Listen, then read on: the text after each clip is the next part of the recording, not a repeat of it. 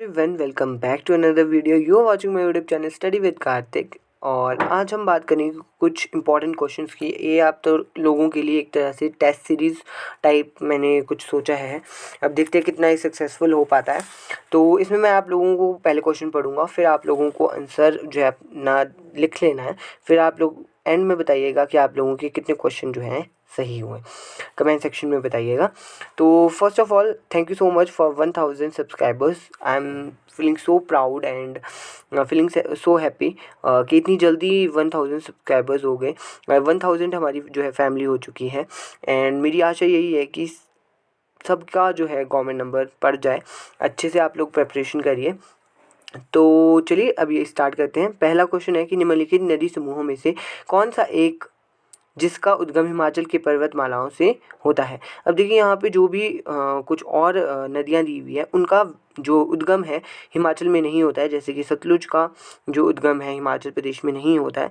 तो आप लोगों को इसमें से बताना है कि ऑड कौन सा है। तो ऑड नहीं, इसमें आप लोगों को बताना है कि कौन सी ऐसी नदियाँ हैं जिनका उद्गम हिमाचल प्रदेश से ही होता है। तो इसका जो राइट आंसर है वो हो जाएगा आप लोगों का ऑप्शन नंबर ए, व्यास, रावी एवं चेनाब। अब आप लोगों का काम ये है कि कमेंट सेक्शन में बताइएगा कि तीनों का उद्गम किस किस स्थान से होता है। उसके बाद अगला क्वेश्चन है 79 नंबर क्वेश्चन कि जल विद्युत हिमाचल प्रदेश की जल विद्युत शक्ति की अनुमानित क्षमता क्या है। तो इसका जो राइट आंसर है, पॉज करिए और सोचिए, फिर मैं आप लोगों को बताता हूँ। तो इसका जो राइट आंसर है वो होगा ऑप्शन नंबर डी, 20,000 मेगावाट। इसके बाद आता है हमारा राजस्व प्रशिक्षण संस्थान कहाँ स्थित है। तो राजस्व प्रशिक्षण संस्थान हिमाचल प्रदेश में कहाँ स्थित है ये आप लोगों को बताना है। पॉज करिए, आंसर दीजिए। तो इसका जो राइट आंसर है वो हो जाएगा जोगिंद्रनगर। तो जोगिंद्रनगर में जो है राजस्व प्रशिक्षण संस्थान स्थित है। इसके बाद आता है नवाला। नवाला एक त्योहार है, वो किस जनजाति का है। तो इसका जो राइट आंसर है वो हो जाएगा आप लोगों का ऑप्शन नंबर बी, गद्दी। ठीक है। और इसके साथ साथ आप लोगों को और त्योहारों का भी पता होना चाहिए और जनजातियों का भी पता होना चाहिए। अब ये बताइए कि गद्दी जनजाति मेनली किस डिस्ट्रिक्ट में पाई जाती है। तो इसके बाद चलते हैं हम अपने नेक्स्ट क्वेश्चन पे। तो नेक्स्ट क्वेश्चन है कि पाटन घाटी कहाँ पे स्थित है। तो पाटन घाटी जो है हमारी स्थित है option number C, Lahaul Spiti ज़िले में। इसके साथ साथ आप लोगों को और जो है वैलीज़ का भी पता होना चाहिए। जैसे कि आप ले लीजिए सांगला वैली। सांगला वैली हमारी जो है कि 9 डिस्ट्रिक्ट में है। आप लोगों की कांगड़ा वैली है, कांगड़ा वैली को वीर भूमि के नाम से भी जाना जाता है। बल वैली है, बल वैली हमारी जो है मंडी डिस्ट्रिक्ट में है और ये most fertilize land of Himachal Pradesh है फॉर फार्मिंग।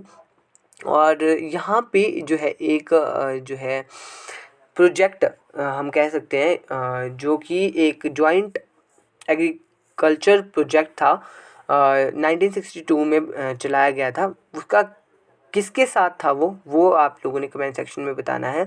उसके बाद आती है हमारी चंबा वैली। चंबा वैली को मिल्क एंड हनी वैली के नाम से भी जाना जाता है। हमारी कुल्लू वैली है जिसे देव घाटी के नाम से या देव भूमि के नाम से जाना जाता है। उसके बाद हमारी वहाँ पे एक और वैली आती है, वो है रूपी वैली। रूपी वैली में जो है हमारे सिल्वर के कण जो हैं पाए गए थे। आप लोगों को ये भी पता होना चाहिए। आप लोगों को ये भी पता होना चाहिए कि किरियाला दून वैली कहाँ को कहा जाता है। तो ये पौंटा साहेब को वाले एरिया को या वैली को जो है किरियाला दून वैली के नाम से जाना जाता है। आप लोगों की भागा वैली है, भागा वैली हमारी लाहौल स्पीति में है, इसे रंगोली वैली के नाम से भी जाना जाता है।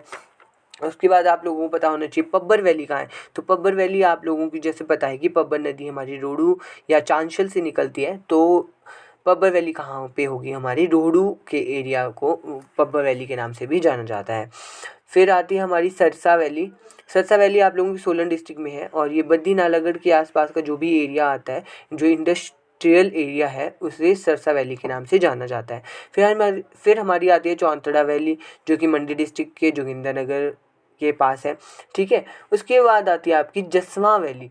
जसवां वैली को दून वैली भी कहा जाता है जो कि ऊना डिस्ट्रिक्ट में है। और यहाँ इसको स्वां वैली भी कहा जाता है। स्वां वैली इसलिए कहा जाता है क्योंकि यहाँ पे स्वां नदी बहती है और जिसे दुख या रिवर ऑफ सौरो भी कहा जाता है। फिर हमारी आती है अश्विनी वैली जो कि सोलन डिस्ट्रिक्ट में है। फिर स्पून वैली भी आती है, ये भी सपरून वैली, ये भी सोलन डिस्ट्रिक्ट में है। फिर दावी वैली आती है जो हमारी बिलासपुर डिस्ट्रिक्ट में है। कुनिहार वैली है जो कि सोलन डिस्ट्रिक्ट में है।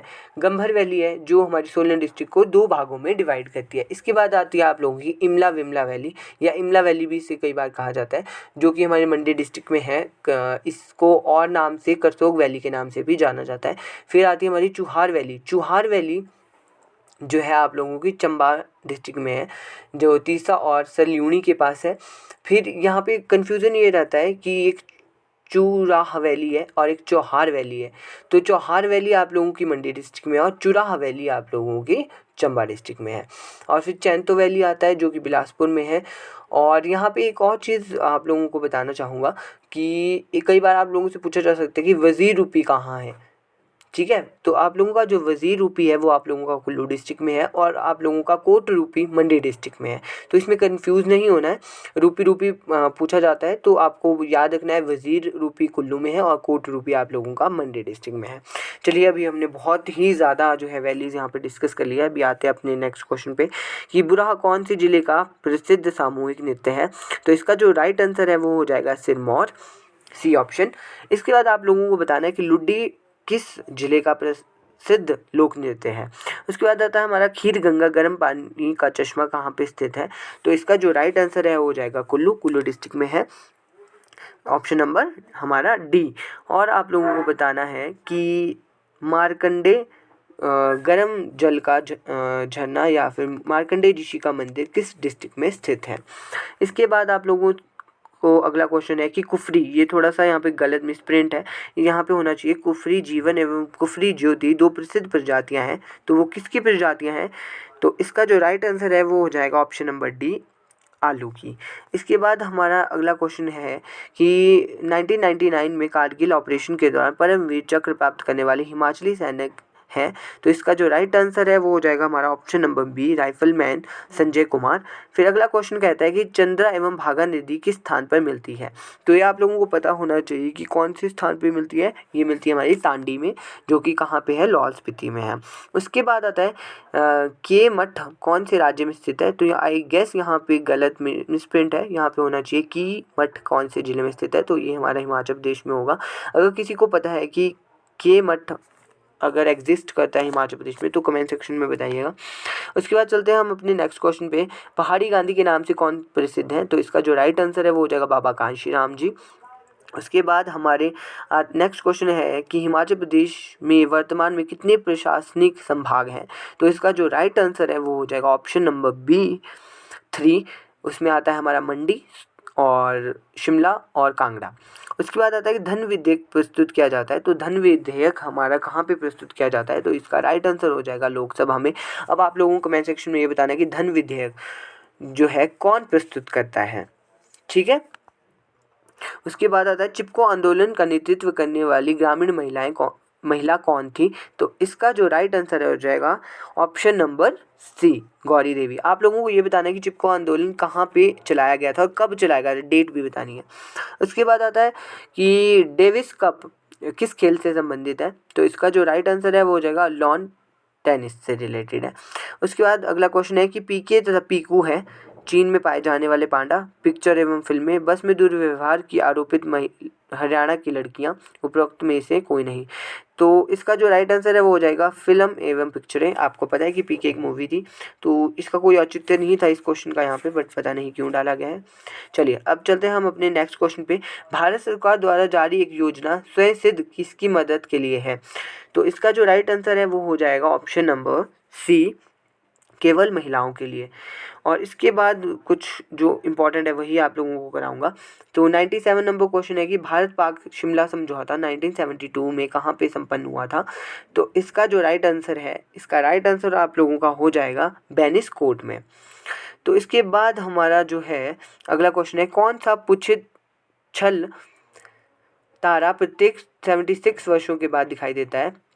तो इसका जो राइट आंसर है वो हो जाएगा ऑप्शन नंबर बी, हेलिस। तो हेलिस एक तारा है जो कि 76 वर्षों के बाद दिखाई देता है। उसके बाद आता है ल्यूकेमिया एक बीमारी है जो संबंधित है। ल्यूकेमिया एक जो है बीमारी डिजीज़ है, वो किससे संबंधित है? तो इसका जो राइट आंसर है वो हो जाएगा ऑप्शन नंबर डी, खून से। उसके बाद आता है कि एटीएम की फुल फॉर्म क्या है? तो एटीएम की फुल फॉर्म आई गेस सभी को पता होगी, तो ऑटोमेटिक टेलर मशीन इसकी जो है फुल फॉर्म। इस वीडियो में इतने ही क्वेश्चन डिस्कस करते हैं, काफ़ी लंबी जो है हमारी वीडियो चली जाएगी। मैं सोच रहा हूँ कि आप लोगों के लिए जो एक लाइव जो है यहाँ पे लाया जाए, जिसमें मैं आप लोगों से कुछ डिस्कस करूँगा क्वेश्चंस, और आप लोगों की जो भी क्वेरीज होगी वो आप लोग वहाँ पे डिस्कस कर सकते हैं हम लोग। तो आप लोग के लिए मैं जो है एक पोस्ट भी डाल दूँगा कम्युनिटी में, तो आप लोगों ने कल जो है उसको ज्वाइन कर लेना है। पहले हम टाइम डिसाइड कर लेते हैं, फिर उसके बाद जो है हम याद से जो है एक हमारा शेड्यूल बनाएंगे जिसमें हम लाइव भी ज़रूर आएंगे।